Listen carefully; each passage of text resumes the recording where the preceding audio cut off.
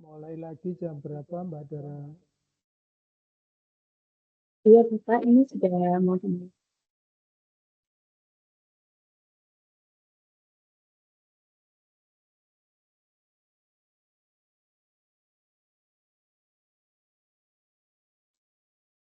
Sehat, Sudah Pak. Ibu.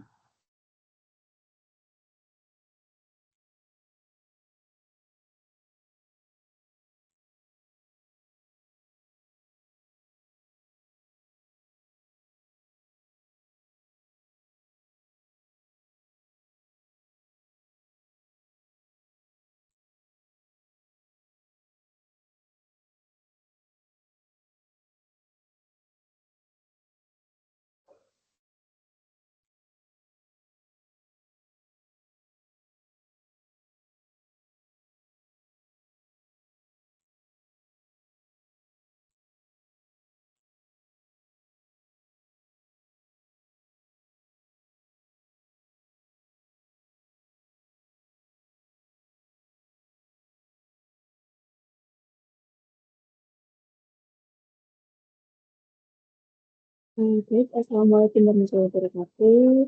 Selamat siang, Bapak Ibu. Selamat siang, terima kasih dari KPP Pratama dari Kabupaten Nusantara, Ibu Indra Fitriyanti dan juga Bapak Dian Arya Kamiswara.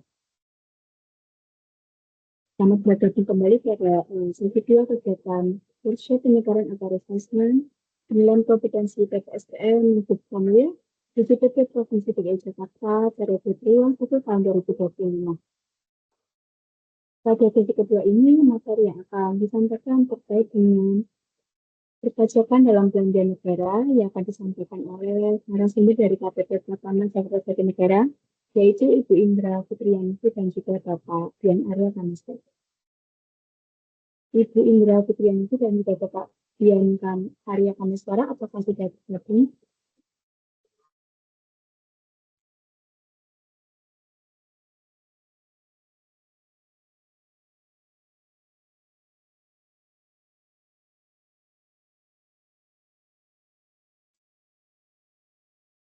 Halo, pada Bapak Dian, Ibu Indra.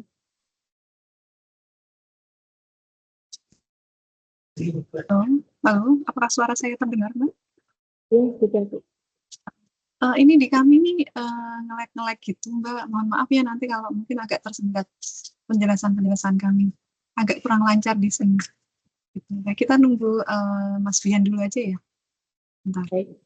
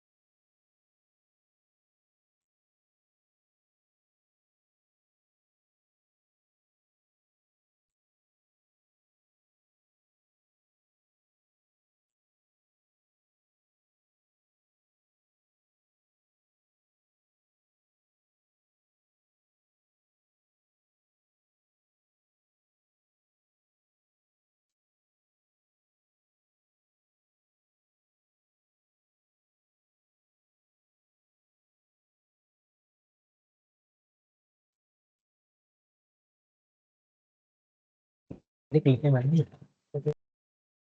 Ya.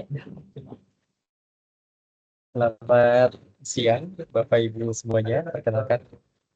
Ya, selamat siang Bapak Ibu semuanya, perkenalkan nama saya Praktiko Winardi dari KPP Jatinegara. Pertama, suatu kehormatan, suatu kebanggaan bisa bergabung tim kami dari KPP Jatinegara dalam kegiatan hari ini. Untuk yang materi hari ini, insya Allah dibawakan ada 2 penyuluh dari KPP Jatinegara, yaitu Mbak Iin dan Mas Bian. Alhamdulillah Mbak In dan Mas Bian sudah bergabung di tim sini. Pertama kami ucapkan terima kasih kepada para panitia yang sudah memperkenankan kami untuk bisa share materi terkait dengan perpajakan. Materi hari ini lebih ke arah nanti perpajakan PPh Potput maupun terutama cara perhitungannya. Nanti cukup agak lebih dalam terkait dengan di PPh 21. Nanti kami di materi-materi akhir ada contoh case-case cara perhitungan PPh 21. Namun tentunya mungkin Bapak Ibu di sini sudah mulai menggunakan Cortex. Nah, apabila nanti dalam aplikasi di Cortex-nya ada beberapa hal yang mau didiskusikan gitu, sangat-sangat dipersilahkan. Gitu. Mungkin itu dari saya. Sesi selanjutnya saya kembalikan kepada panitia. Terima kasih banyak. Wassalamualaikum warahmatullahi wabarakatuh. Oke, terima kasih Pak Pratikto Winardi. Langsung saja kita langsung menuju sesi acara inti, yaitu pemaparan materi terkait dengan perpajakan dalam belanja negara yang akan disampaikan oleh Ibu Indra Fitriyanti dan juga Bapak Dian Arya Kaniswara. Waktu dan tempat kami persilakan.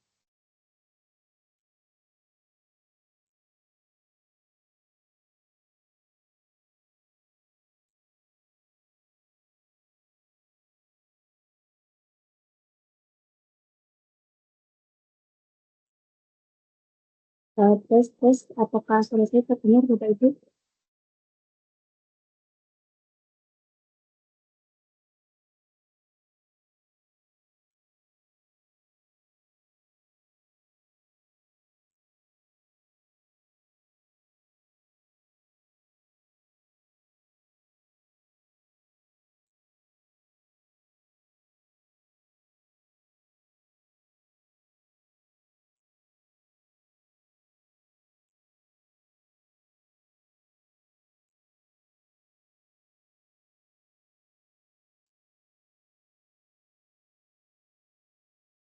Tes 1 2 3. Izin Mbak Dara, Bapak dan Ibu, apakah suara saya sudah terdengar dengan jelas? Sudah, Mas. Sudah, baik. Sudah, Mas. Baik, terima kasih Bu. Baik, terima kasih. Assalamualaikum warahmatullahi wabarakatuh. Selamat siang Bapak dan Ibu semua. Yang terhormat Bapak dan Ibu para perwakilan dari satuan kerja ya di lingkungan Kanwil di CPB DKI Jakarta. Ini terima kasih sudah meluangkan waktunya Bapak dan Ibu untuk mengikuti sesi terakhir ya ini ya Mbak Dara ya. Sesi terakhir atau sesi terakhir dari pagi ya tadi infonya ya refreshmentnya ya. Wah luar biasa Bapak dan Ibu nih para pimpinan Satker nih. Nah, siang hari ini seperti tadi yang sudah disampaikan oleh Bapak Ardi selaku kepala seksi kami, kita akan memberikan refreshment nih. Saya hari ini dibantu atau didampingi sama Ibu Indra Fitri. Mungkin Mbak Iin bisa dibantu share ini materinya Mbak izin?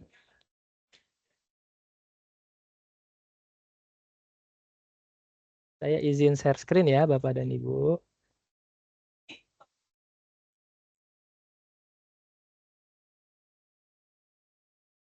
Ya, baik. Izin, apakah tampilan materinya sudah tertampil sempurna Bapak dan Ibu di layar Bapak dan Ibu? Sudah, Pak. Iya, baik, sudah ya. Baik, Bapak dan Ibu. Jadi pada siang hari ini kita akan bahas nih terkait dengan perpajakan yang harus Bapak dan Ibu lakukan selaku perwakilan dari instansi pemerintah ya Bapak dan Ibu, di mana Bapak dan Ibu saat ini merupakan garda nih, istilahnya garda sebagai salah satu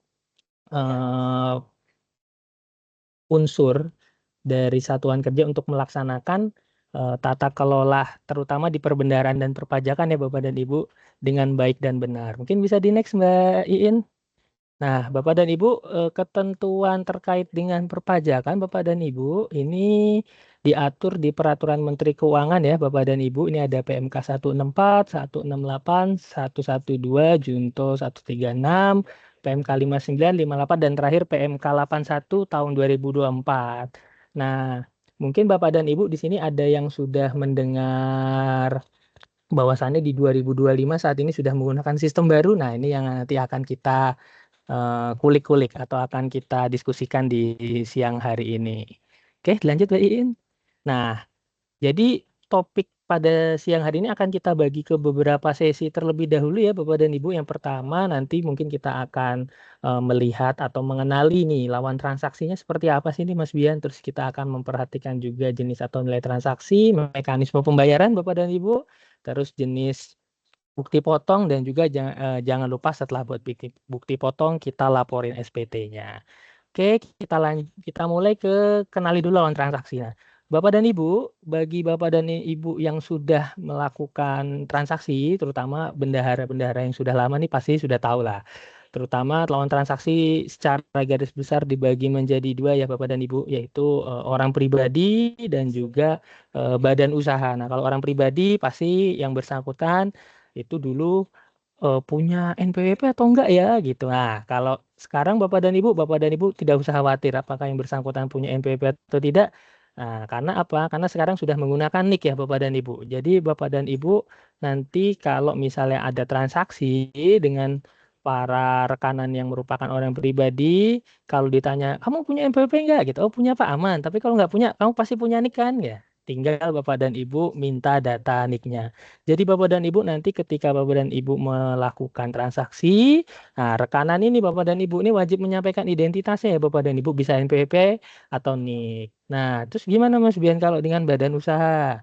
Nah, badan usaha ini kan secara bentuk ada yang berbentuk PT atau CV ya Bapak dan Ibu. Nah, ini juga sama Bapak dan Ibu. Tapi biasanya badan usaha sih sudah tertib ya. Artinya sudah pada punya NPWP PT atau CV-nya. Jadi tidak ada kendala di situ. Oke, bisa lanjut Mbak Iin. Nah, kita langsung ke contoh ya Bapak dan Ibu. Misalnya di salah satu instansi pemerintah A ini mengadakan acara pisah sambut pejabat eselon 2. Nah, terus untuk kebutuhan konsumsinya ini dilakukan kerjasama nih sama CV Boga. Nah, terkait dengan jasa catering dengan kontrak sebesar 50. Nah, terus penagihannya pas Bapak dan Ibu mau nagih nih ternyata si CV Boga ini nih belum punya NPWP CV nih. CV Boganya belum bikin NPWP. Nah, terus dokumen yang dilampirkan atau yang disampaikan adalah dokumen si pengurusnya nih atau orang pribadi si pemilik CV Boga. Nah, ini bagaimana nih Bapak dan Ibu menyikapi hal tersebut? Nah, next Wain. Nah, jadi Bapak dan Ibu, yang pertama untuk orang pribadi Bapak dan Ibu, nah ini dibagi lagi menjadi 3 sub kurang lebih. Yang pertama, Bapak dan Ibu apabila orang pribadi ini dia memiliki SKED PP 55 atau PP 23. PP 23 itu ketentuan yang lama ya Bapak dan Ibu. Itu yang terkait dengan UMKM final itu dipotong PPh pasal 4 ayat 2 sebesar 0,5% ya Bapak dan Ibu. Nah, jadi kalau nanti lawan transaksi atau rekanan Bapak dan Ibu orang pribadi menunjukkan SKED PP 55 itu atau PP 23, nah nanti Bapak dan Ibu tinggal motong 0,5%. Nah, itu salah satunya. Terus gimana Pak? Kalau yang misalnya dia ngasih surat pernyataan UMKM yang omsetnya itu masih di bawah 500. Nah, Bapak dan Ibu tidak perlu potong. Tidak perlu potong. Nah, tapi tetap nanti buat bukti potong ya Bapak dan Ibu nanti tinggal dilampirkan untuk surat pernyataannya. Terus yang ketiga, Bapak dan Ibu, itu kalau gimana Mas? Misalnya dia nggak menyerahkan SKED PP sama sekali, SKED PP 55 atau PP 23, dan juga dia nggak menyerahkan surat pernyataan. Nah, Bapak dan Ibu tinggal potong PPh sesuai dengan ketentuan aja. Jadi tadi yang perlu dicermati Bapak dan Ibu itu ada 3. Yang pertama kalau dia punya SKED PP 55, kalau dia punya surat pernyataan, atau kalau dia tidak menyerahkan keduanya sama sekali, gitu. Nah, contoh SK-nya ada di halaman yang seperti ini ya, Bapak dan Ibu. Ini ada nama, terus NPWP dan alamat. Nah, Bapak dan Ibu di situ bisa cek juga Bapak dan Ibu di barcode-nya apakah SK tersebut masih berlaku. Karena SK tersebut ada masa berlakunya ya Bapak dan Ibu. Jadi kalau untuk orang pribadi yang tadi kita bahas itu masa berlakunya 7 tahun. Tapi kalau untuk PT itu masa berlakunya 3 tahun, kalau CV itu 4 tahun. Jadi ada masa berlaku dan surat pernyataannya seperti di gambar juga. Jadi nanti yang penting tanda tangan yang bersangkutan terus ada materinya. Jadi itu mengikat secara hukum. Oke, kita lanjut Mbak Iin. Nah, tadi kita sudah bahas yang orang pribadi. Sekarang kita bahas yang badan usaha Bapak dan Ibu. Nah, jadi kalau badan usaha apakah juga bisa menggunakan esket Mas Bian? Nah, bisa juga Bapak dan Ibu. Jadi esket PP 55 ini tidak hanya berlaku untuk orang pribadi. Jadi ada orang pribadi, badan, dan badan pun juga ada yang PT, ada yang CV.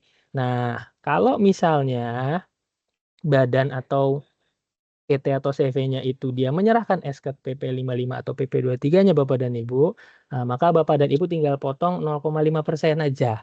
Gitu. Nah, kalau nggak punya Mas Bian, nah dipotong sesuai dengan ketentuan umum atau tarif umum ya Bapak dan Ibu. Jadi pembedanya hanya di situ. Kalau dia nggak punya esket, Bapak dan Ibu tinggal motong, yaudah motong secara umum. Tapi kalau dia punya esket, nah ini dipotongnya 0,5%. Oke, kita lanjut. Nah, ini kita ke contoh kasus 1 nih Bapak dan Ibu. Jadi ada instansi pemerintah B ini membeli 20 unit televisi dari Tuan R dengan nilai total 100 juta. Nah, dokumen tagihannya ini Tuan R memberikan surat pernyataan nih bahwasannya dia ini merupakan wajib pajak PP 55. Nah, juga dia itu omsetnya itu belum melebihi 500 ya Bapak dan Ibu. Nah, terus apakah yang harus Satker lakukan? Nah, jadi nanti untuk transaksi tersebut karena Tuan R ini melampirkan SK tadi dan juga melampirkan surat pernyataan tadi maka tidak dikenakan pemotongan ya Bapak dan Ibu. Nah, contohnya seperti itu. Kita lanjut Mbak Iin. Nah, terus contoh kasus kedua Mas Bian. Nah, yang contoh kasus kedua, instansi pemerintah saya ini membeli 100 rim kertas dari CVDF senilai 5 juta. Nah, dokumen tagihannya Bapak dan Ibu ini PCVDF ini memberikan esket PP 55 tadi. Nah, tadi karena dia berbentuk badan dan dia juga mempunyai esket, menunjukkan esket, nah, maka PPh-nya ini dipotong ya Bapak dan Ibu 0,5% dari nilainya. Begitu. Kita lanjut, Mbak Iin. Nah, ini kasus ketiga. Instansi pemerintah D membeli alat tulis dari EFG senilai 3 juta. Nah, dalam dokumen tagihannya ini, EFG ini hanya melampirkan invoice Bapak dan Ibu. Dia nggak melampirkan esket atau surat pernyataan nih. Nah, maka PPh yang dipotong ini secara umum ya Bapak dan Ibu, tarif ketentuan umum yaitu PPh pasal 22 1,5% dikali dengan nilainya maka ketemu hasilnya. Jadi contohnya seperti itu Bapak dan Ibu. Jadi kalau Bapak dan Ibu saat rekanannya ini memberikan esket nanti tinggal dipotong sesuai dengan ketentuannya. Kalau nggak memberikan surat keterangan nanti tinggal dipotong secara tarif umum. Kurang lebih gambaran besarnya seperti itu Bapak dan Ibu. Nah, tadi kelawan transaksi kan sudah tuh kita bahas dibagi menjadi 2 secara garis besar yaitu orang pribadi dan juga badan. Nah, lalu statusnya ini apakah mereka ini merupakan PKP, pengusaha kena pajak. Nah, jadi Bapak dan Ibu hanya rekanan PKP yang dapat menerbitkan faktur pajak ya Bapak dan Ibu, dan nanti di dalam unsur penagihannya dia akan memasukkan nilai PPN. Jadi nggak semua ya Bapak dan Ibu, rekanan Bapak dan Ibu itu bisa menerbitkan faktur pajak. Yang bisa menerbitkan faktur pajak itu hanya rekanan yang memang statusnya merupakan PKP atau pengusaha kena pajak. Oke, bisa lanjut Mbak In. Nah, surat keterangan PKP-nya seperti ini ya Bapak dan Ibu. Jadi nanti Bapak dan Ibu karena sebagai instansi pemerintah ini ditunjuk sebagai pemungut PPN Bapak dan Ibu. Nah, jadi nanti Bapak dan Ibu diberikan nih kewenangan untuk memungut PPN-nya. para rekanan pemerintah ini yang memang transaksi dengan Bapak dan Ibu. Jadi nanti jangan lupa. Nah, yang penting adalah mereka ini merupakan PKP, karena kalau bukan PKP, nah ini mereka nggak bisa ngeluarin faktur pajak ya Bapak dan Ibu. Itu. Jadi nanti Bapak dan Ibu memiliki kewenangan untuk melakukan pemungutan. Nah, kita langsung ke contoh kasus. Jadi ada instansi pemerintah B ini melakukan jasa servis dan penambahan freon AC split 2 PK untuk ruangan kepala kantor dan kepala seksi dengan total tagihan sebesar 11,1 juta termasuk PPN. Nah, berapakah nilai yang harus dipungut? Nah, kalau biasanya nih teman-teman bendahara nilainya ini maunya sudah include semua, artinya sudah termasuk pajak-pajaknya. Nah, berapa sih Mas Bian PPN yang harus kami pungut? Nah, pertama Bapak dan Ibu karena tadi harganya itu sudah include, Bapak dan Ibu harus mencari dulu ya. Yang pertama dasar pengenaannya dulu Bapak dan Ibu. Nah, cara menghitungnya gimana Mas Bian? Nah, ini Bapak dan Ibu tinggal menghitung dengan 100 per 111 dikali dengan nilainya Bapak dan Ibu, yaitu 11,1. Maka ketemu tadi hasilnya 10 juta. Nah, karena sekarang tarif PPN ini sudah 12% Bapak dan Ibu. Nah, dan juga terkait dengan PPN ini diakomodir juga di PMK 136, maka Bapak dan Ibu mencari DPP nilai lainnya dulu. DPP nilai lainnya ini yaitu 11 per 12 dikali dengan tadi nilainya berapa tuh, 10 juta tadi. Udah ketahuan berapa, nah nanti Bapak dan Ibu tinggal mengalihkan dengan tarif PPN 12%. Jadi tarif PPN itu tetap 12% ya Bapak dan Ibu, bukan 11%. Gitu. Jadi tarifnya tetap 12%, Bapak dan Ibu tinggal mengalihkan saja dari perhitungan tadi. Nah, itu nanti ketemu PPN-nya berapa.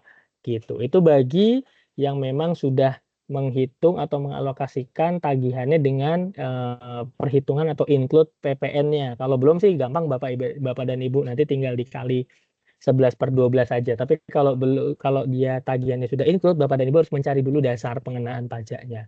Kurang lebih seperti itu Bapak dan Ibu. Nah, tadi setelah kita melakukan penelitian, bukan penelitian, kita mengobservasi nih lawan transaksi kita ini orang pribadi atau badan, lalu dia PKP atau bukan. Nah, sekarang kita akan melihat jenis dan juga nilai transaksinya Bapak dan Ibu. Kita lanjut. Nah, pada garis besarnya Bapak dan Ibu, jenis dan transaksi itu kan dibagi dua ya Bapak dan Ibu. Dia ada belanja barang, ada selain belanja barang. Kan kalau Bapak dan Ibu di perbendaharaan kan ada belanja 51, belanja pegawai, ada belanja gaji, ada belanja modal dan sebagainya. Nah, kalau di pajak gimana nih Mas Bian? Nah, ada dibagi secara garis besar ya Bapak dan Ibu dibagi menjadi dua, belanja barang dan juga selain belanja barang. Nah, kalau untuk belanja barang, Bapak dan Ibu ini pemungutannya memperhatikan batasan nilai transaksi. Nah, ini diatur di tadi, Peraturan Menteri Keuangan Nomor 59 Tahun 2022. Jadi ada batasan-batasan yang memang dia ada batasan nilai transaksinya. Nah, lalu yang selain barang gimana Mas Biana? Untuk yang selain barang ini pemotongannya ini tidak memperhatikan batas nilai transaksi ya Bapak dan Ibu. Ini juga diatur di PMK 59. Jadi berapapun nilainya dia nanti akan dikenakan pajaknya atau pemotongannya. Kita lanjut. Nah, yang pertama kita bahas dulu untuk yang PPh pasal 22 tidak dipungut. Nah, ini secara garis besar ya Bapak dan Ibu, ini pembayaran yang jumlahnya paling banyak 2 juta, tidak termasuk PPN dan bukan pembayaran yang dipecah-pecah. Ini salah satunya. Lalu apa Mas Bian? Ada pembayaran atau pembelian barang yang dilakukan dengan menggunakan KKP, kartu kredit pemerintah. Nah, di sini saya yakin Satuan Kerja Bapak dan Ibu, UP-nya ada yang sudah UP tunai dan juga UP KKP. Nah, itu bisa dimanfaatkan. Terus yang ketiga ada pembayaran pembelian bahan bakar minyak ya Bapak dan Ibu, pelumas atau benda-benda pos dan juga pemakaian air dan listrik. Lalu pembayaran untuk pembelian barang sehubungan dengan penggunaan dana BOS. BOP PAUD atau BOP pendidikan lainnya. Ini untuk satker-satker yang dapat dana BOS ya Bapak dan Ibu. Biasanya sih sekolah nih. Terus ada pembayaran untuk pembelian gabah atau beras. Lah, ini pembayaran kepada rekanan pemerintah yang memiliki atau menyerahkan fotokopi SK Bapak dan Ibu. Nah, Tadi pembayaran untuk pembelian barang kepada rekanan juga yang dia memiliki SKB, Bapak dan Ibu, surat keterangan bebas. Jadi selain ada surat keterangan PP 55 tadi, ada juga yang namanya surat keterangan bebas. Tentunya kalau rekanannya menyerahkan kedua surat itu, baru Bapak dan Ibu tidak melakukan pemungutan. Tapi kalau mereka tidak menyerahkan, ya sudah, Bapak dan Ibu bisa langsung potong seperti contoh yang tadi. Lalu juga pembayaran dengan mekanisme UP yang dibeli melalui sistem informasi pengadaan ya Bapak dan Ibu, yang melalui aplikasi Siplah dan lain sebagainya. Itu juga tidak dipungut. Kita lanjut, Mbak Iin. Nah, kalau tadi udah kita bahas PPh pasal 22, tadi selanjutnya kita bahas PPh pasal 23. Nah, ini apa nih Mas Bian? Nah, jadi itu sewa yang di salah satunya tadi penghasilan yang dibayarkan atau terutang kepada bank, terus sewa yang dibayarkan atau terutang hubungan dengan sewa guna dengan hak opsi, penghasilan yang dibayarkan atau terutang ke badan usaha atau jasa keuangan yang berfungsi sebagai penyalur pinjaman, imbalan, hubungan dengan jasa yang telah dikenai PPh final. Nah, ini contohnya Bapak dan Ibu misalnya ada sewa tanah dan bangunan. Nah, itu tidak dikenakan 23 ya Bapak dan Ibu karena dia sudah masuk ke PPh 4 ayat 2. Nah, lalu ini imbalan hubungan dengan jasa pengangkutan ekspedisi. Nah, ini diatur di di pasal 15 ya Bapak dan Ibu. Dia kenanya objek PPh pasal 15. Lalu penghasilan yang dibayarkan atau disediakan. Nah, ini kepada rekanan pemerintah yang memiliki tadi surat keterangan bebas Bapak dan Ibu. Nah, surat keterangan bebas jangan lupa. Nah, lalu penghasilan dibayarkan. Nah, ini dengan mekanisme uang persediaan atas sewa penggunaan harta Bapak dan Ibu, penggunaan jasa juga. Nah, ini yang dilakukan atau lewat sistem informasi pengadaan. Nah, ini juga tidak dipotong. Lalu pembayaran kepada rekanan pemerintah yang memiliki dan menyerahkan fotokopi SKED atau SKED PP 55 atau 23 tadi. Kita lanjut, Mbak In. Nah, itu tadi kita sudah bahas secara garis besar terkait dengan PPh 22 dan juga PPh 23. Sekarang tentang PPN dan PPNBM. Nah, kalau pembayarannya Bapak dan Ibu atas transaksi dengan rekanan ini yang jumlahnya paling banyak 2 juta, ini tidak termasuk yang terpecah-pecah ya Bapak dan Ibu ya. Nah, itu salah satunya Bapak dan Ibu. Dia intinya nilainya di bawah 2 juta atau paling banyak 2 juta. Misalnya bulat 2 juta gitu. Nah, itu nanti tidak dipungut Bapak dan Ibu. Jadi nanti rekanannya yang akan melakukan penyetoran sendiri. Terus yang kedua dengan KKP juga sama seperti tadi. Nah, ini pembayaran untuk pengadaan tanah Bapak dan Ibu. Jadi barangkali ada satuan kerjanya yang hendak melakukan pembelian tanah nih untuk membangun infrastruktur atau kantor dan sebagainya. Nah, ini pembayaran atas jasa penyerahan telekomunikasi Bapak dan Ibu. Jadi misalnya Bapak dan Ibu di satuan kerjanya menggunakan jasa telekomunikasi, misalnya Telkom, nah itu dia tidak dipungut ya Bapak dan Ibu. Ini pembayaran atas jasa angkutan udara yang diserahkan oleh perusahaan penerbangan. Nah, ini pembayaran atas penyerahan BKP atau JKP. BKP itu barang kena pajak, JKP itu jasa kena pajak, dan dia dapat fasilitas PPN tidak dipungut atau dibebaskan. Nah, ini juga tidak dipungut ya Bapak dan Ibu. Ini pembayaran atas penyerahan tadi bahan bakar minyak dan juga bahan bakar bukan minyak ini oleh PT Pertamina, Pertamina Patraniaga, Kilang Pertamina, dan El Nusa Petrofin. Lalu juga pembayaran dengan mekanisme UP, Bapak dan Ibu, atas penyerahan BKP atau JKP, nah kepada instansi pemerintah yang dilakukan melalui sistem informasi pengadaan, gitu.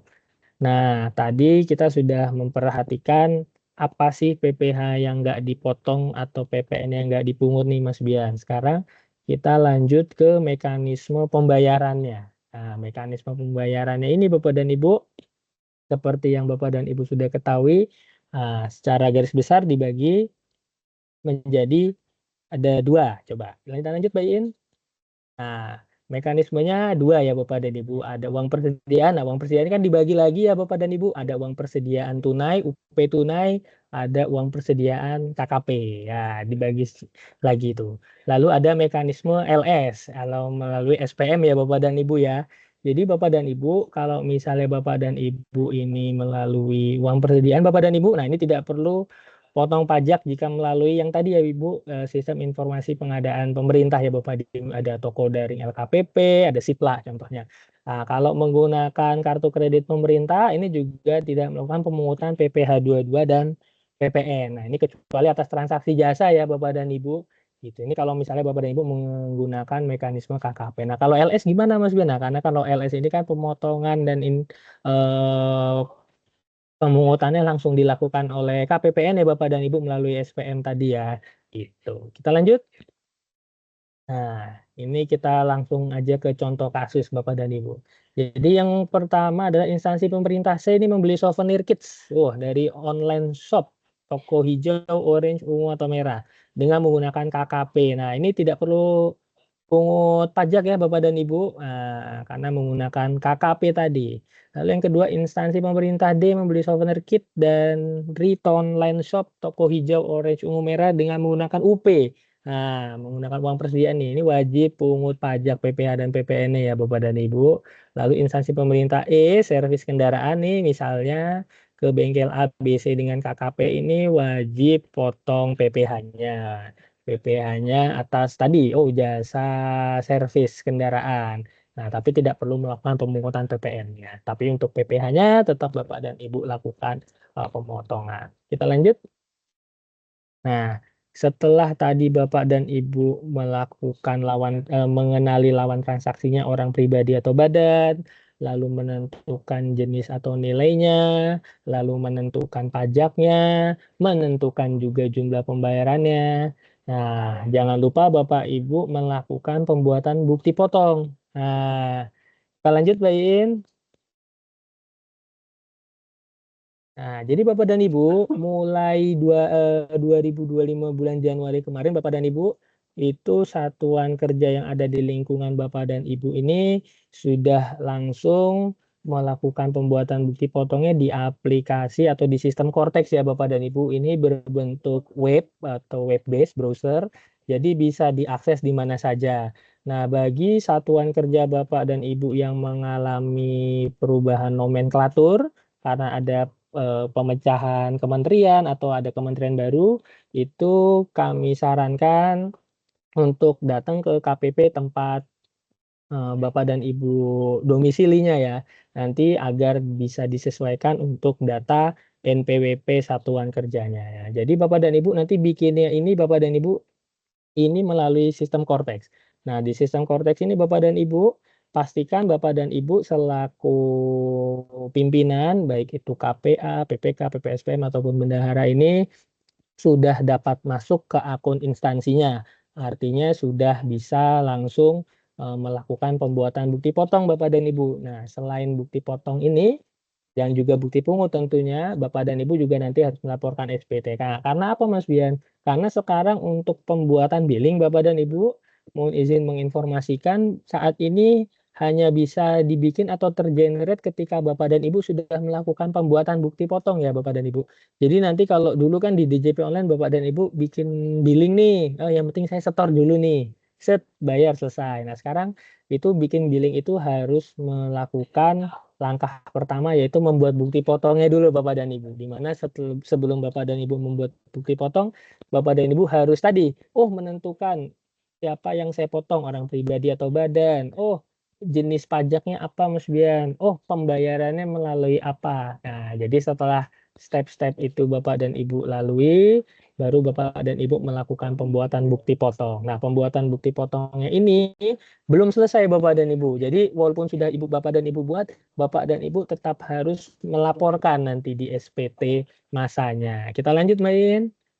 Nah, bukti potongnya ada apa aja nih Mas Biana? Tadi Bapak dan Ibu, seperti yang sudah saya sampaikan, ada jenis-jenis pajaknya Bapak dan Ibu. Secara garis besar, tidak ada perbedaan yang signifikan ya Bapak dan Ibu dengan aplikasi di DJP online instansi pemerintah atau di EBUPOT instansi pemerintah sebelumnya Bapak dan Ibu. Di unifikasi itu masih sama, ada PPh 4 ayat 2, ada PPh pasal 15, ada PPh pasal 22, dan juga ada PPh pasal 23. Lalu untuk PPh pasal 21 nih, nah ini terkait dengan gaji Bapak dan Ibu, baik itu ASN kan dibagi ada PNS dan P3K, nah itu ada bukti potong A1, ada bukti potong A2 nih yang buat lapor SPT tahunan nih. Gitu. Terus ada PPh final dan juga tidak final. Barangkali Bapak dan Ibu ada yang mengundang narasumber atau misalnya ada yang menggunakan tenaga ahli. Lalu ada pajak pertambahan nilai. Nah, ini erat kaitannya dengan faktur pajak Bapak dan Ibu. Jadi untuk saat ini di sistem Cortex apabila satuan kerja Bapak dan Ibu sudah transaksi dengan PKP dan PKP sudah menerbitkan fakturnya, maka faktur tersebut bisa langsung Bapak dan Ibu lihat di akun Cortex-nya. Gitu. Jadi sekarang sistemnya itu sudah langsung online. Nah, setelah Bapak dan Ibu menentukan tadi SPT-nya apa, oh iya Mas, saya kemarin bikin bukti potong misalnya unifikasi. Oh ya udah, berarti saya lapor SPT unifikasi. Oh kemarin saya ada pembayaran gaji Mas. Nah, iya berarti saya bikin SPT masa PPh pasal 21 dan lain sebagainya. Oh, saya ada misalnya pemungutan PPN Mas. Oh, berarti Bapak dan Ibu tinggal lapor SPT PPN masa pemungut gitu. Jadi tidak hanya buat bukti potong Bapak dan Ibu juga wajib melakukan pelaporan karena sampai dengan pelaporan ini berarti kewajiban Bapak dan Ibu dalam menjalankan atau menunaikan tadi amanah yang diberikan oleh negara ya Bapak dan Ibu untuk mengelola DIPA ini sudah selesai dan juga meminimalisir apabila nanti di kemudian hari ada temuan ya Bapak dan Ibu, ada temuan dari Inspektorat Jenderal ataupun dari BPK. Jadi seperti itu Bapak dan Ibu. Nah, terus kapan Mas Bian saya melakukan pelaporan ini? Nah, pelaporan itu paling lambat itu tanggal 20 ya Bapak dan Ibu. Itu setelah berakhirnya masa pajak. Jadi nanti Bapak dan Ibu kalau bulannya sudah berakhir nih, Bapak dan Ibu sudah bisa langsung siap-siap nih untuk melakukan pelaporan SPT masanya. Nah, biasanya ini antara PPh pasal 21 tadi terkait dengan gaji ya Bapak dan Ibu atau misalnya dengan pemotongan honor, tenaga ahli dan lain sebagainya atau terkait dengan SPT PPh unifikasi. Nah, ini kan pasti Bapak dan Ibu ada transaksi nih, unifikasi nih, baik itu pengadaan barang, jasa, dan lain sebagainya.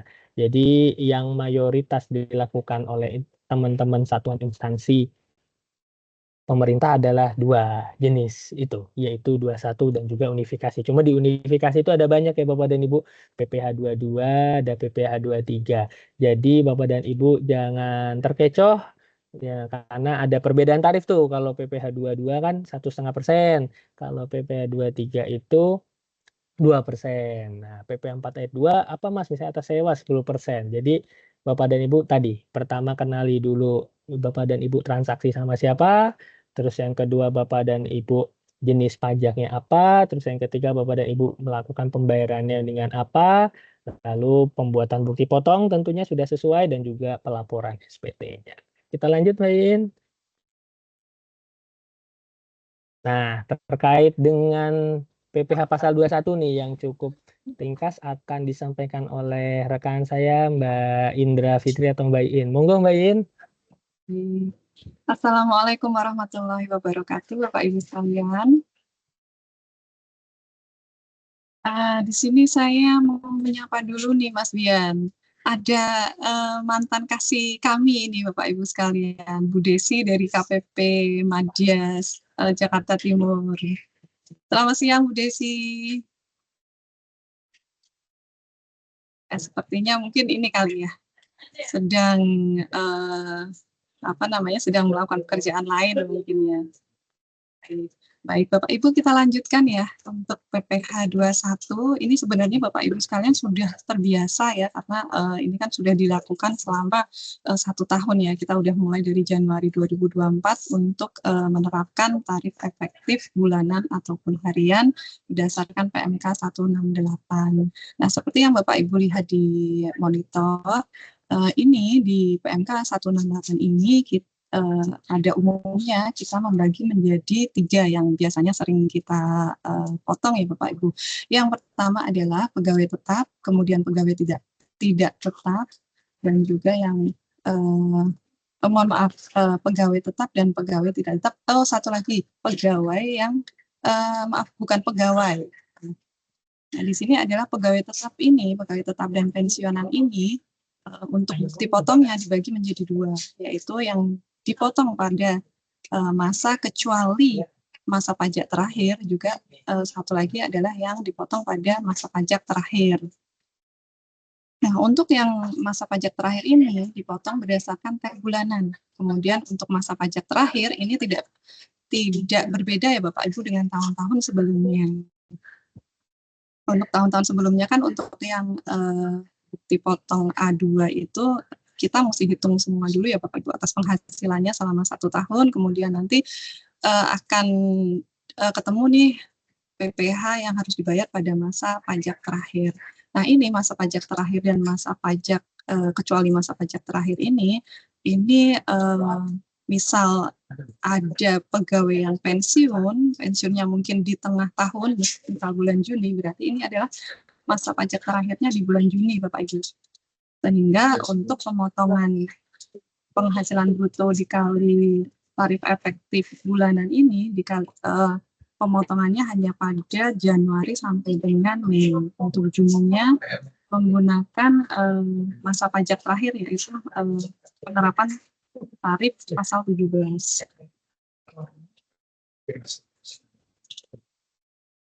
Sekarang kita bahas pegawai tetap dulu ya Pak. Pegawai tetap adalah pegawai yang menerima atau memperoleh penghasilan secara teratur dan pegawai yang bekerja berdasarkan kontrak.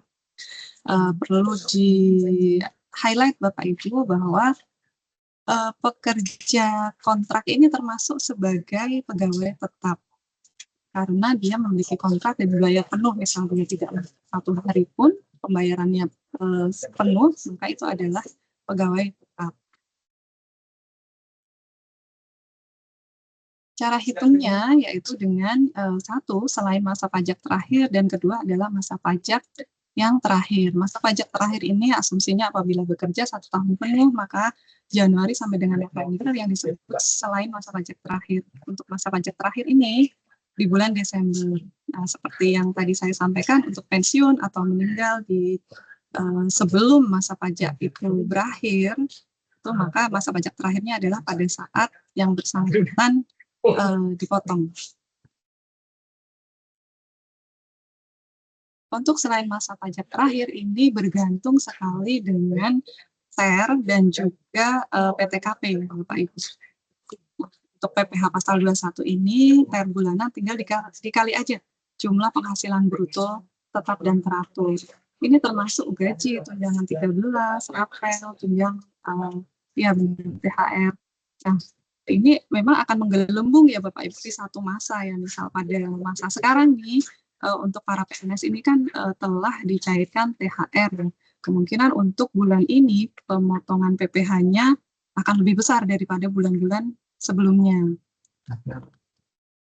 Nanti akan ada penghitungan ulang ya Bapak Ibu di akhir masa pajak. Nah, ini Bapak Ibu untuk penghitungan PPh-nya ini sangat bergantung dengan PTKP Bapak Ibu sekalian. Yang pertama kita bahas adalah PTKP khusus untuk wanita kawin. Nah, PTKP wanita kawin ini pada umumnya TK0 ya Bapak Ibu. Ini dikarenakan untuk apabila si wanita kawin ini memilih untuk K0 atau K1 atau status kawinnya ini diberikan kepada wanita kawin ini, maka ada syaratnya Bapak Ibu, harus mendapatkan keterangan tertulis dari pemerintah daerah setempat atau sendang-sendangnya kecamatan. Nah, ini apabila tidak menyertakan ini, maka wanita kawin PNS ini selalu TK0 ya Bapak Ibu, meskipun misal suaminya adalah pegawai swasta atau usahawan. Ini kan untuk tunjangan suami dan tunjangan anak ini kan masuk ke gaji wanita kawin ini, ke istri. Nah, ini berbeda ya Bapak Ibu. Untuk cara pandang di perpajakan itu untuk wanita kawin meskipun tunjangannya itu masuk ke istri, ini tetap dihitung TK0 dari sisi perpajakannya. Kecuali memang ada surat pernyataan yang menyatakan bahwa suaminya tidak menerima atau memperoleh penghasilan dengan ditandatangani oleh rendah-rendahnya kecamatan. TER bulanan untuk kategori A ini TK0, K0, dan TK1 Seperti yang Bapak Ibu lihat di sini sudah tertera persentasenya, jadi semua penghasilan bruto ditambahkan pada bulan itu, kemudian tinggal kita lihat tarifnya pada lapisan selatan. Untuk tarif efektif yang kategori B ini adalah TK2, TK3, K1, dan K2. Sama Bapak Ibu ya, caranya dengan penghasilan bruto, tapi kalikan dengan negara. Dan ini kan nanti pada saat sekarang ini di Cortex ataupun di DJP online itu kan ininya muncul sendiri ya Bapak Ibu. Asal kita input PTKP maka tarifnya akan menyesuaikan. Nah, untuk kategori C ini adalah K3. Kita masuk ke contoh kasusnya. Misal nih, Tuan A merupakan PNS dengan golongan 3C dan bekerja di kantor pelayanan pemerintah B. Tuan A ini berstatus menikah, memiliki 1 orang anak. Nah, ini berarti K1 ya Bapak Ibu. Selama tahun 2024, Tuan A menerima atau memperoleh penghasilan sebagai berikut. Baik, ini penghasilannya Bapak Ibu. Nah, ini ada penggelembungan ya Bapak Ibu di bulan Juni. Ini misal kalau terima gaji 13, maka lapisan tarifnya berbeda Bapak Ibu dengan lapisan tarif di masa-masa sebelumnya. Karena pada bulan Juni penghasilannya sudah masuk ke lapisan tarif yang di atasnya. Untuk contoh kasus ini Pak, jumlahkan seluruh penghasilan bruto tetap dan teraturnya yang diterima pada bulan tersebut. Kemudian langkah yang kedua adalah perhatikan status PTKP-nya di awal tahun, posisi per 1 Januari. Jadi apabila memiliki anak di bulan Februari misal, atau di April, kita melihatnya PTKP-nya untuk masa Januari dulu ya Bapak Ibu. Nanti untuk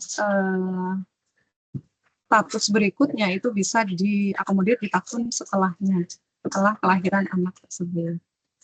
Kemudian untuk langkah yang ketiganya adalah PPh 21 yang terutangnya itu tinggal tarif efektif bulanan dikalikan penghasilan bruto.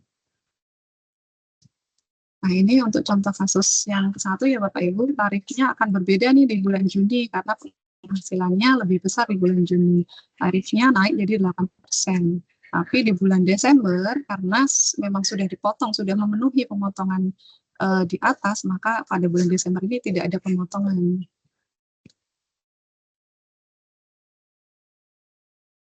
Untuk cara hitungnya, Bapak Ibu, ini untuk yang masa pajak terakhir, ini sesuai dengan aturan yang sebelumnya, ya, yaitu menggunakan tarif pasal 17.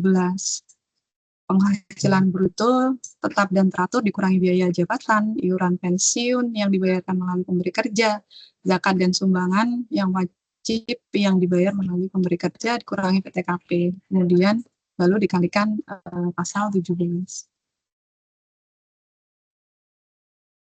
Untuk masa pajak terakhir ini adalah jumlah PPh setahun dibagi per tahun, dikurangi jumlah PPh dipotong masa-masa sebelumnya. Maka sisanya ini adalah PPh pada masa pajak terakhir. Ini kita masuk ke contoh kasus selanjutnya nih Bapak Ibu.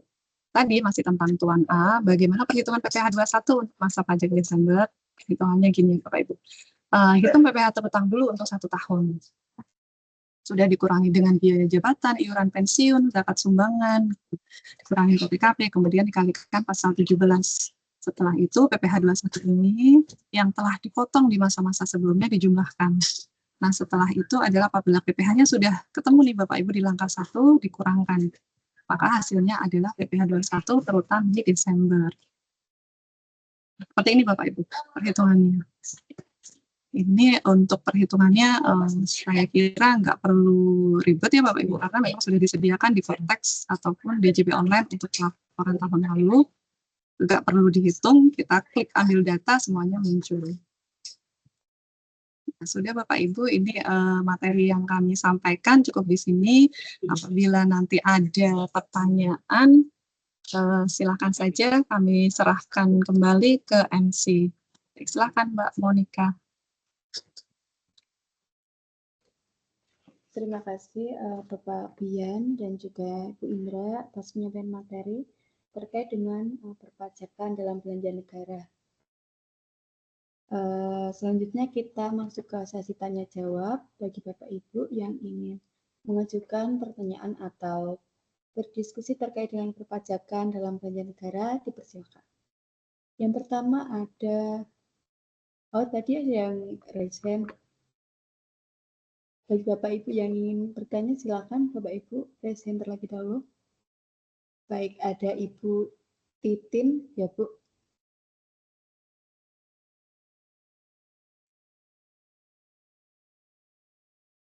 Baik, tidak jadi. Ada Ibu Ning, silakan Bu. Baik, Assalamualaikum warahmatullahi wabarakatuh. Selamat siang. Terima kasih atas kesempatan yang telah diberikan kepada saya. Jadi yang ingin saya tanyakan ini terkait dengan pemotongan pajak, yaitu di kami ada kegiatan menggunakan belanja jasa lainnya. Kemudian belanja jasa lainnya itu berupa IO, gitu kan, event organizer. Jadi total anggaran itu sudah dikenakan PPN dan PPH. Walaupun di dalam RAB dari pelaksanaan kegiatan itu ada belanja bahan, kemudian ada belanja jasa lainnya, dan ada honorarium juga.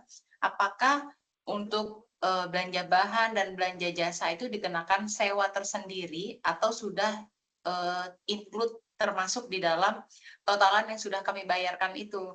Gitu, totalan dari nilai belanja kami, yaitu belanja jasa lainnya.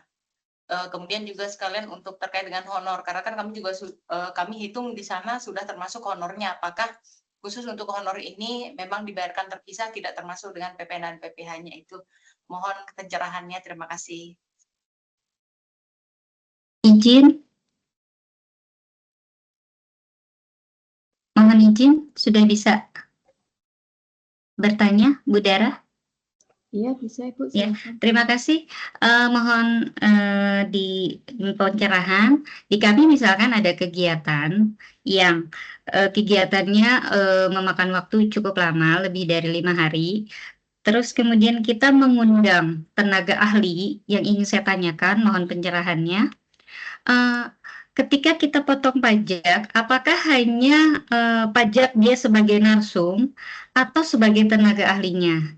Yang pertanyaan kedua terkait hal tersebut, ketika kita juga undang pejabat non ASN, apakah dia juga terkena pajak sebagai pejabatnya atau memang hanya sebagai narsumnya? Mohon pencerahannya, terima kasih.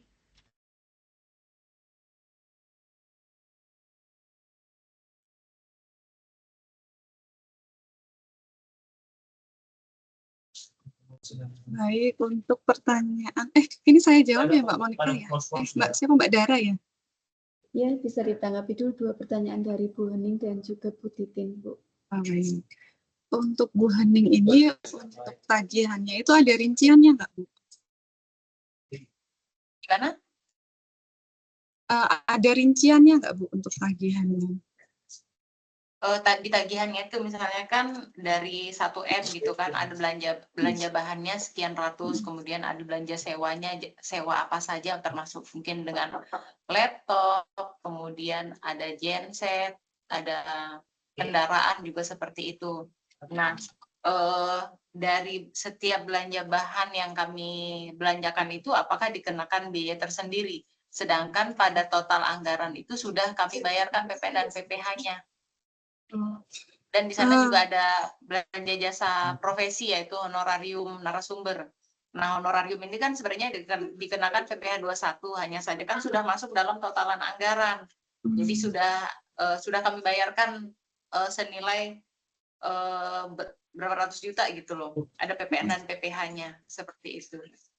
Baik, Ibu, ini kalau kami melihat sih kalau IO ini kan kemungkinan bisa badan ya Ibu ya. Nah, kalau kita lihat dulu dari perjanjiannya, Ibu. Kalau kita perjanjiannya, misal kita mau menggunakan jasa seorang IO, maka jasa ini adalah semuanya terkena PPh 23.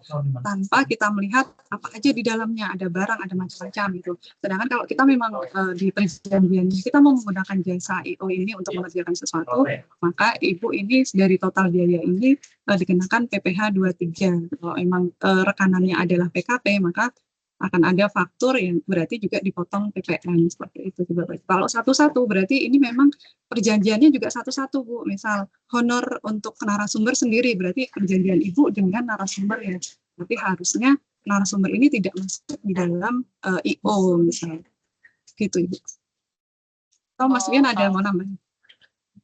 Iya, jadi kalau memang sih kami biasanya memang tidak, karena kan kami dari sistem pembayaran kan sudah membayarkan sepenuhnya ke IO gitu kan Bu ya. Jadi untuk PPN dan PPh-nya karena ini pembayarannya LS, jadi langsung terpotong gitu, dipotong melalui STM seperti itu. Udah benar sih Bu seperti itu Bu. Karena kalau perjanjiannya kan berarti itu udah jadi satu semuanya kan ya Bu. Berarti kan kita belanja jasa nih, bukan belanja barang. Yang belanja barang nih istilahnya berarti dari IO-nya nih yang belanja. Kita mah cuman pakai jasanya aja gitu. Nah, cuma yang jadi pertanyaan di saat kita belanja jasa honorarium, karena kan yang kami pakai itu ada jasa honor narasumber yang biasanya sudah per personal seperti itu. Apakah nanti itu dibayarkan tersendiri atau sudah include juga ya di dalam situ? Karena sebenarnya kami memasukkan semuanya tuh uang harian, kemudian transfer peserta, kemudian jaspro-nya juga di dalam belanja jasa lainnya itu gitu, jasa IO. Kalau di perjanjiannya itu sudah masuk Bu, sudah masuk daftarnya di dalam perjanjian, kita tergantung lagi Ibu pada saat membuat perjanjian ini kita menggunakan jasa IO gitu. Pada saat menggunakan jasa IO yang mau Ibu gunakan adalah semuanya ini. Berarti itu sudah masuk semua Bu dari jasa. Jadi Ibu nggak perlu potong honornya karena itu sudah haknya IO untuk membayar honor ke narasumbernya. Karena Ibu sudah semua Ibu dalam perjanjiannya sudah di global semuanya gitu. Iya. Karena izin Bu Fitri, jadi itu sebenarnya salah satu menjadi temuan kami baru-baru ini sih di BPK gitu kan. Jadi pada saat ditanyakan terkait dengan honorarium Jaspro ini, BPK tetap tegas untuk disuruh membayarkan pajak terpisah. Sedangkan kami juga sebenarnya sudah menjelaskan bahwa ini kita belanja jasa lainnya seperti itu. Jadi mungkin apakah ada dasar hukum apa gitu selain dari perjanjian kontrak? Untuk perjanjian kontrak sebenarnya sudah jelas bahwa rincian yang kami inginkan dari IO-nya ini adalah belanjanya ini gitu loh. Mungkin ada dasar hukum yang menguatkan lagi gitu. Terima kasih. Kalau untuk dasar hukumnya kita kembali lagi ke kitab kita ya Bu, PMK 59 ya Ibu, dari perubahan dari PMK 231. Dari situ sih Bu untuk dasar hukumnya. Untuk detailnya mungkin kita bisa pelajari lebih lanjut Bu dari PMK 231 dan juga PMK 59 yang menjadi dasar dari para instansi pemerintah itu untuk melakukan pemotongan PPh ataupun PPN. Sejauh pengetahuan kami seperti itu sih. Sebenarnya juga untuk Jaspro sendiri sebenarnya sudah include juga di dalamnya ya, seperti itu. Iya. Iya. Baik, terima kasih. Untuk Ibu Titin, Mas Dian mau menjawab? Tadi menambahkan aja, betul Bu. Jadi memang kalau memang sudah jadi satu paket, itu memang ketentuan pajaknya memang benar seperti itu, Ibu izin seperti yang tadi sudah Ibu Indra atau Bu Iin sampaikan. Memang biasanya kalau untuk satuan kerja yang memang mengundang narasumbernya ini terpisah, Ibu izin, ini biasanya memang untuk honorariumnya memang diberikan sendiri ya Bu. Artinya dia tidak include di pembayaran yang melalui IO. Jadi IO itu hanya mengurus tadi Bu, acara lah istilahnya, acara baik itu tadi misalnya tempat, pendukung, sarana dan prasarana lainnya. Cuma terkait dengan honor, memang biasanya kita himbau satuan kerja ini untuk memisahkan Ibu. Artinya jangan disatukan. Karena apa? Karena nanti IO ini akan bingung dia memotongnya sebagai apa Ibu gitu. Itu menambahkan yang tadi sih ya, Mbak Iin sama tadi Ibu siapa izin? Bu Hening. Bu ini iya. Jadi kurang lebih gitu ya Ibu izin. Tapi kalau tadi memang sudah dilakukan pemotongan secara keseluruhan, ya itu tadi berarti ya sudah sampai situ saja ininya kewajibannya. Terus yang tadi pertanyaan kedua izin tadi dari Ibu siapa ya? Mohon maaf ada Ibu mungkin Titin. Ibu Titin. Baik, Ibu Titin tadi ada kegiatan selama 5 hari. Nah, di sini ada mengundang tenaga ahli ya, Bapak Ibu Titin ya izin. Nah, Iya, betul. selain mengundang tenaga ahli atau menjadi narsum ini berarti PNS dan juga mengundang pejabat non PNS. Betul ya Bu ya izin? Betul. Betul ya. Izin. Mekanismenya terpisah atau bagaimana dan pajaknya seperti biasa atau memang bagaimana? Mohon arahannya. Ya, baik izin Ibu. Ketika memang Ibu mengundang tadi, kalau memang narasumbernya ini merupakan PNS, itu kan disesuaikan ya Bu ya dengan golongannya Ibu izin. Artinya kalau misalnya golongannya di bukti potong itu kan ada yang golongan 3, golongan 4. Nah, itu Ibu sesuaikan saja dengan golongannya. Maka sistem akan otomatis menghitung. Nah, perlakuannya berbeda ketika Ibu mengundang narasumber yang dia non ASN Ibu izin, non PNS. Nah, dia perhitungannya itu berbeda dengan yang tadi, dia tidak melihat golongan. Jadi nanti Ibu bisa pakai honor narasumber tadi. Tapi kalau yang misalnya tadi dengan PNS atau dengan ASN tadi Bu, narasumbernya, itu Ibu bisa menyesuaikan bukti pemotongannya sesuai dengan golongannya. Karena itu nanti ada perbedaan tarif. Itu Bu Titin, izin. Mungkin ada Izin, yang... terima kasih jawabannya. Berarti yang ASN ini hanya berdasarkan golongannya saja, tidak dilihat dia sebagai tenaga ahli. Betul, jadi gini Bu, Oh gitu. Ibu menyatukannya jadi gini, misalnya dia salah satu ya Ibu izin kalau memang dia sebagai tadi itu bisa memotong sesuai dengan golongannya tadi, gitu. Itu yang untuk PNS. Tapi ketika memang yang bersangkutan ini bukan berstatus PNS, artinya kan mungkin profesional ya Bu ya dari swasta, itu bisa menggunakan akun yang honor ya Bu ya, narasumber tadi, gitu. Oh iya, terima kasih. Sama-sama Ibu Titin, semoga membantu. Mbak In, untuk mungkin ada yang mau ditambahkan? Sudah sih, cukup sih Mas Bion. Monggo Mbak Dara, mungkin atau Bapak Ibu. Baik, terima kasih Bu Titin, Bu Ani. Silakan Bapak Ibu yang lain apabila ingin mengajukan pertanyaan atau berdiskusi dengan Bu Indra dan Pak Bian, dipersilakan untuk melakukan fiturasi terlebih dahulu. Silakan Bapak Ibu.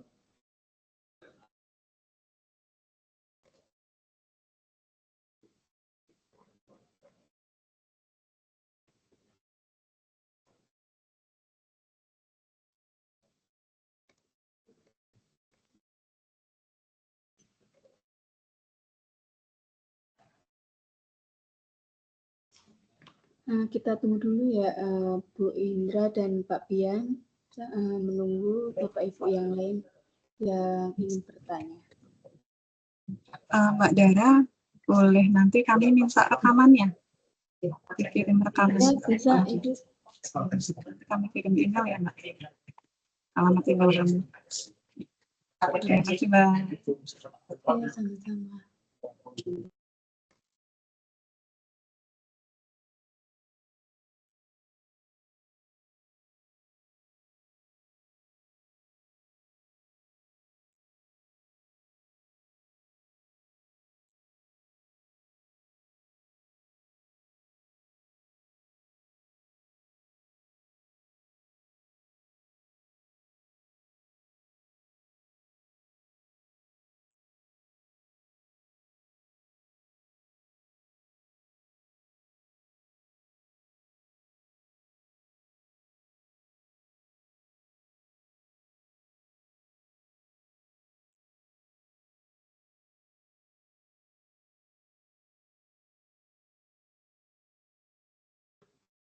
Sembari nunggu Bapak Ibu yang bertanya, kami ingatkan kembali bagi Bapak Ibu yang belum mengisi daftar hadir untuk dapat mengisi daftar hadir, karena baru sedikit yang mengisi dan itu merupakan syarat untuk mendapat sertifikat PPSPM, seperti itu.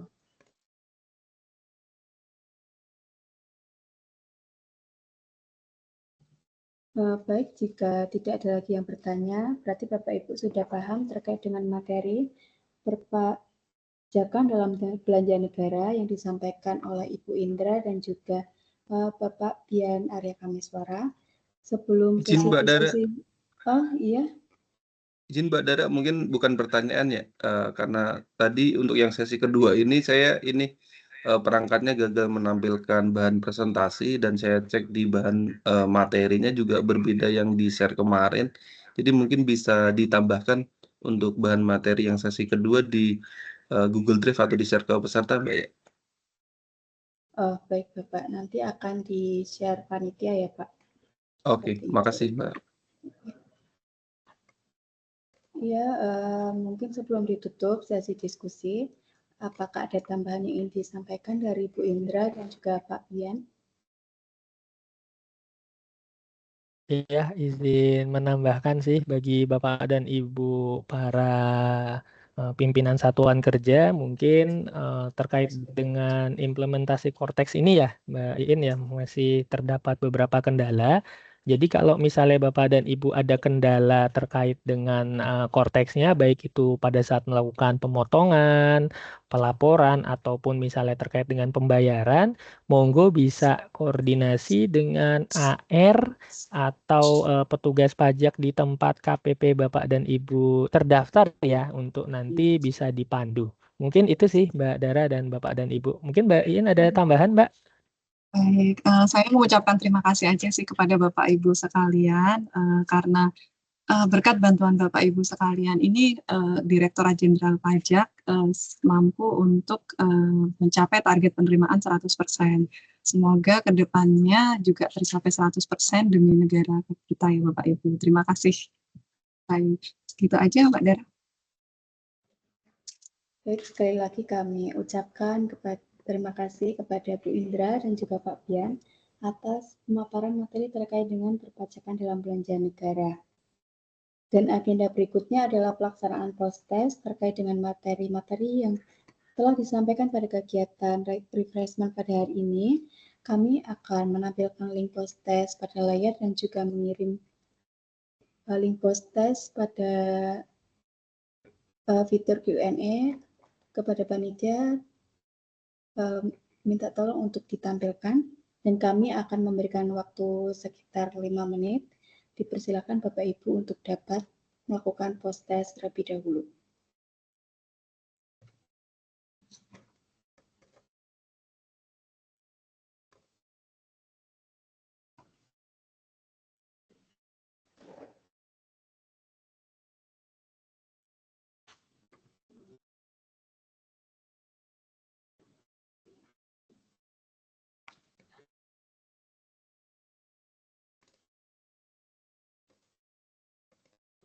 Siang Mbak Dara, mau tanya ini post-testnya di mana ya, bisa lihatnya ya?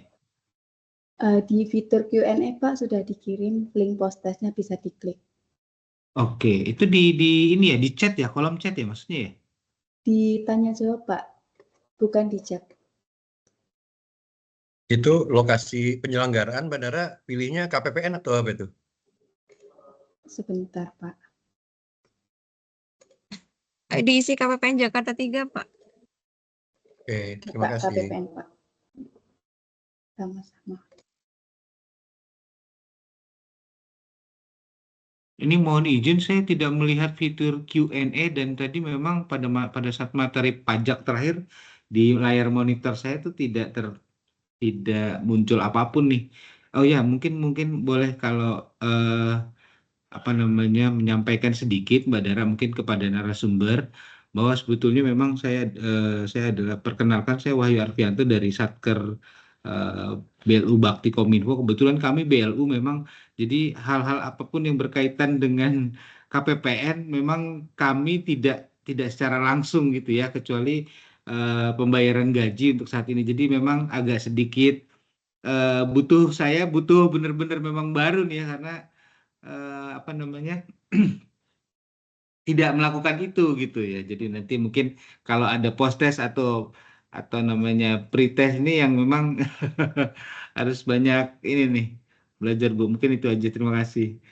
Jadi ini linknya ya di ini ya nanti, karena memang di dalam di monitor saya ini nggak ada muncul Q&A atau apapun, bahkan kolom chat aja di sini nggak ada, dari tadi juga saya bingung nih. Baik Bapak, sudah tertera ya Pak linknya di layar. Bisa diketik saja di Google seperti itu. Silakan ya Bapak Ibu mengerjakan post test terlebih dahulu, waktunya 5 menit.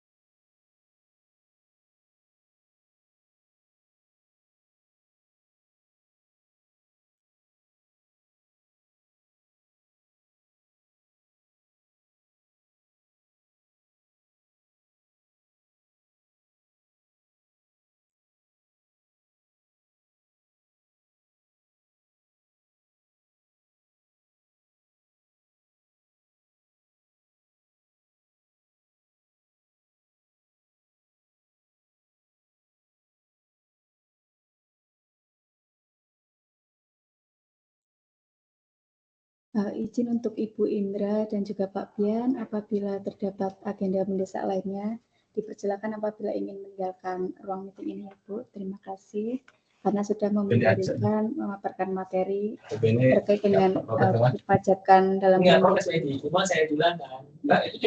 Kami undur diri ya Mbak. Assalamualaikum warahmatullahi wabarakatuh. Waalaikumsalam. Terima kasih Bu dan Pak.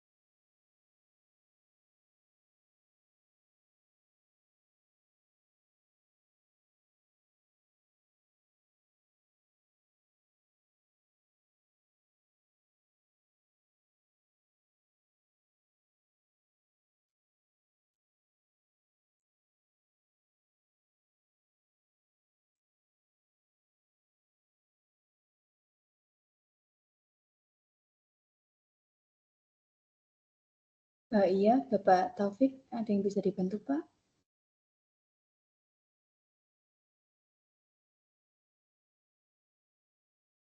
Sebentar, Pak.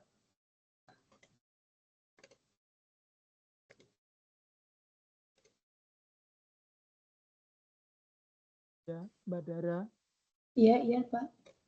itu post test itu ada minimal nilai skor berapa gitu? Untuk kelasnya. Izin Bapak, untuk proses ini tidak ada kaitannya dengan penilaian sertifikasi ya. Ini hanya feedback aja dari Bapak Ibu. Jadi jika Bapak Ibu sudah hadir dan absen, nanti tinggal menunggu sertifikatnya saja. Tapi tidak ada skor minimalnya ya. Tidak ada, tidak ada. Terima kasih. Sama-sama Pak. Baik Bapak Ibu, kami harap Bapak Ibu telah mengerjakan proses dengan baik dan sampailah kita di penghujung acara kegiatan refreshment pada hari ini. Kami ucapkan terima kasih kepada seluruh peserta kegiatan yang telah menyempatkan waktunya untuk bergabung bersama kami dari awal kegiatan hingga akhir kegiatan. Semoga dari pemaparan materi dari para narasumber tadinya banyak tambahan informasi dan juga ilmu yang bermanfaat terkait dengan materi-materi yang telah disampaikan. Saya mewakili penyelenggara kegiatan memohon maaf sebesar-besarnya apabila terdapat kesalahan kata maupun kesalahan lainnya dalam kegiatan refreshment pada kesempatan kali ini. Sekian yang dapat saya sampaikan. Sampai jumpa di kegiatan refreshment selanjutnya. Wassalamualaikum warahmatullahi wabarakatuh. Bapak Ibu dipersilakan apabila ingin meninggalkan ruang. Waalaikumsalam warahmatullahi wabarakatuh. Terima kasih Mbak Dara. Terima kasih Bapak Ibu semua. Mbak Dara, maaf mau nanya boleh? Iya. Terima kasih banyak Bu. Kalau untuk ujiannya gimana Mbak? Diinfokan kembali ya?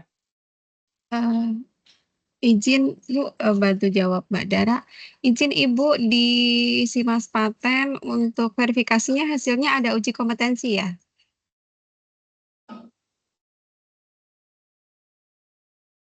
Halo? Mbak Dara, izin untuk link presensinya, saya lupa tadi belum presensi. Maaf Bu, maksudnya lihat di Simas Paten. Iya Bu, jadi di Simas Paten Ibu dicek untuk ketika diverifikasi hasilnya itu refreshment PPSPM saja, jadi tidak perlu untuk ujian kembali. Namun jika Saya ujian Bu, maaf. Oh, ada uji kompetensinya ya? Iya, saya baru mau baik. ikut ujian ya. Oh iya. Jadi jika di Simas Patennya itu tertulis hasil verifikasinya refreshment PPSPM dan uji kompetensi, nanti tinggal ditunggu ya Bu untuk undangan pemanggilan uji kompetensinya. Oh baik, nanti diinfokan kembali berarti Bu ya dari Iya, KPPN ya. siap. Betul Baik, Ibu. Bu, terima kasih Ya. banyak. Sama-sama Ibu.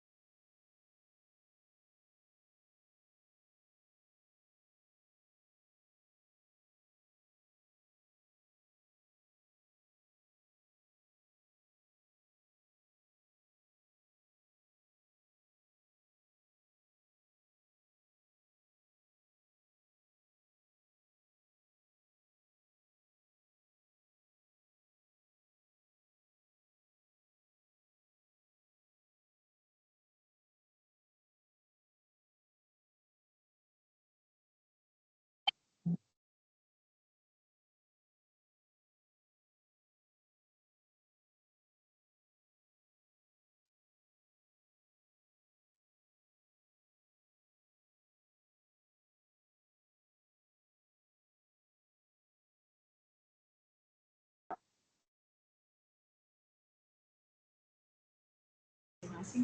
Pak yang Izin tadi live ya, udah Bapak selesai. Ibu.